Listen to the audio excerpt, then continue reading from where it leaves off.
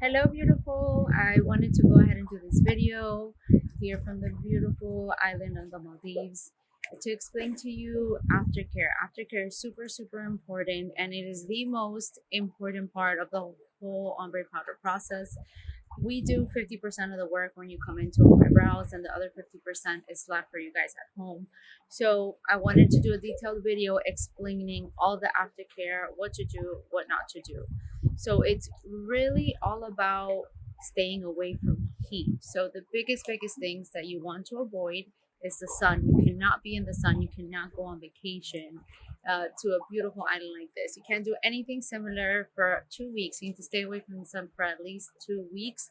The sun can change the color of your pigment and it can make it go away completely. So just avoid the sun as much as you can, 100%. One of the next things that you want to avoid is exercise. I know it's really hard, especially for us Miami girls, to stay away from the gym, but there cannot be any type of sweating. What happens when you sweat is that your pores open up and the salt in your sweat pushes that pigment out. So that's why we want to avoid sweating as much as possible.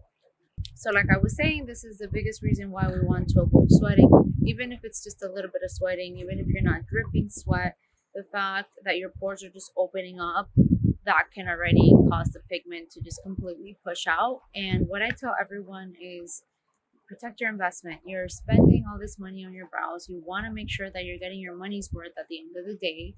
And if you do something like go to the gym and you mess that up, you're going to feel like if it didn't work.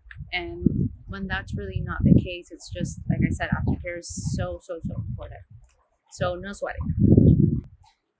Alrighty, so now let's move on into how to actually take care of your brows. So the day when you get your brows done, super important that every 15 minutes or so, you go ahead and grab anything that's dry. It could be a tissue, cotton pad, paper towel, anything as long as it's clean. And you're gonna want to dab your brows every 15 to 30 minutes. Why? Because some people more than others, they have something called lymph. So lymph, it looks like if your brows are sweaty. So if you feel like your brows are sweaty or you look at them and they look wet, then you're just going to want to dab them to keep them as dry as possible from that, because that creates very heavy scabbing.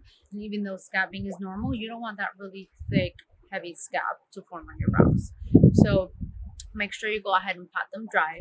The next thing that you're going to do starting that same night is you're going to go and wash your brows with an antibacterial soap such as Cetaphil, CeraVe, or Baby Johnson's shampoo. It's super important that you guys know that you can only use these three. Why? Because they're very gentle cleansers.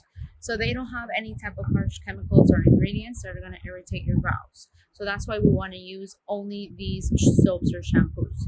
What you're going to do is you're going to foam it up with water. You're going to pat the foam on your brows. You're going to leave it on for a couple seconds, and then you're just going to rinse it off with cold water. It needs to be cold water because that keeps your pores as closed as possible. If you go ahead and wash your brows with hot water, what it's going to do is going to open up your brows, or it's going to open up the pores on your brows, and then it's going to help push that pigment out. And again, we need to keep that pore as close as possible.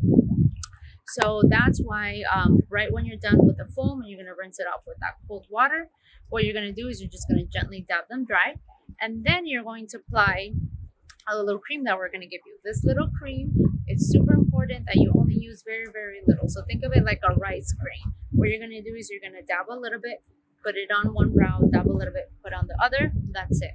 You don't need to reapply it or put too much, because we want to make sure that you keep the area as clean as possible. And if you pack on too much of that cream, what can happen is that it closes up and then your brows can't breathe, and they need to breathe in order to heal correctly. So that's why we want to go ahead and just put a very small, tiny amount of that cream on your brows.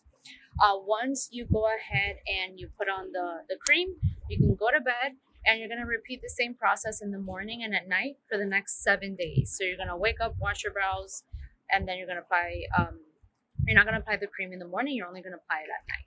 So then you're just going to wash the morning and night, and the cream is only at night for those 7 days.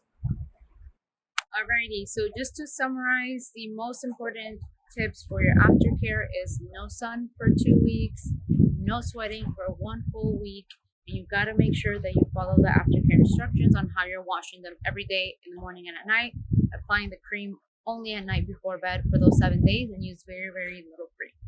If you guys have any additional questions as far as the aftercare, what you can and cannot do, remember you could always reach out to us and we'll be happy to go ahead and answer those questions for you. Take care.